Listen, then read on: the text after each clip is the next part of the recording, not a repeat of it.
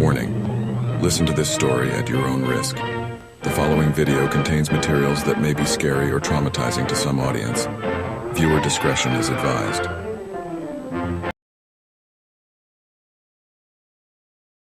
As I approached the old, desolate mall area, a feeling of unease washed over me. My name is Travis, and I work as a security guard patrolling the premises of abandoned buildings. This particular mall had a dark history, and its empty halls held an eerie silence that made my skin crawl. On a routine patrol, I stumbled upon something unusual. I noticed a faint light coming from one of the stores. Intrigued, I followed the glow until I stumbled upon an old camera lying on the ground. The camera's red recording light was still on, indicating it had been capturing footage until recently. Wondering who had left it there and why, I reached down and turned off the camera. Curiosity got the better of me, and I decided to see what it had captured. I had no idea that I was about to plunge headfirst into a world of terror. The footage on the camera started with distorted images of the darkened mall as it was carried by someone moving through the shadows. The perspective shifted erratically, as if the cameraman was scared or trying to avoid something. Soon the camera steadied, and his face came into focus. The chilling realization dawned on me that I was watching the events of the previous night from the perspective of the person who left the camera behind. As I continued to watch, the cameraman's journey unfolded. The cameraman's exploration of the abandoned mall was filled with eerie scenes, a distant sound of distorted laughter and flickering lights.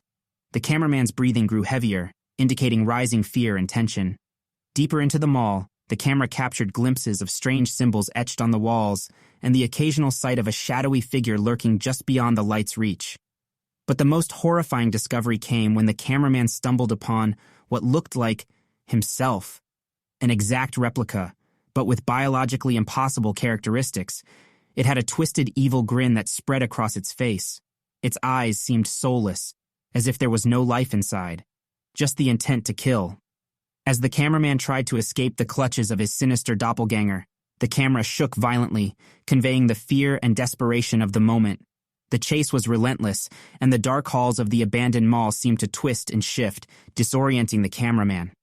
The cameraman raced through the mall, trying to find safety and avoid the disoriented being who was laughing and mocking him while the footsteps grew heavier. Every corner turned, every place he hid, the entity was there. It seemed to know every move that the cameraman made. The cameraman's breaths turned into painful gasps, and his strength waned with each passing moment. The mall became a maze of horror, and escape was seemingly impossible. Despite his best efforts to hide and escape, the inevitable moment arrived. Exhausted and cornered, the cameraman found himself face to face with his counterpart. Emptiness hallowed in the eyes of his doppelganger, and I could almost feel the cold touch of death gazing at him through the screen. The camera shook violently as the doppelganger lunged forward. It attacked mercilessly, and the camera fell to the ground, capturing only the sounds of struggle and terror. My hands trembled as I continued to watch, and the camera recorded something that sent shivers down my spine. The lifeless body of the cameraman, his eyes staring blankly into the abyss. The doppelganger had succeeded in claiming its victim. With my heart still pounding from the horrors I witnessed on the camera, I quickly left the abandoned mall, feeling the weight of the unsettling experience upon me. I reached my car, trembling hands struggling to find the keys. I slid into the driver's seat. The engine hummed to life, but I hesitated before driving away. A nagging sense of dread compelled me to look back at the mall one last time.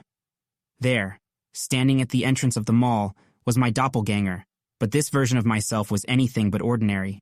It possessed the same biologically impossible characteristics as the one in the video. It had twisted and elongated limbs, pale skin, and a grotesque grin that spread unnaturally across its face. Its eyes were hollow, devoid of any life, and they locked onto mine. It gave me what seemed to be an excited look, as if it knew it was going to see me soon.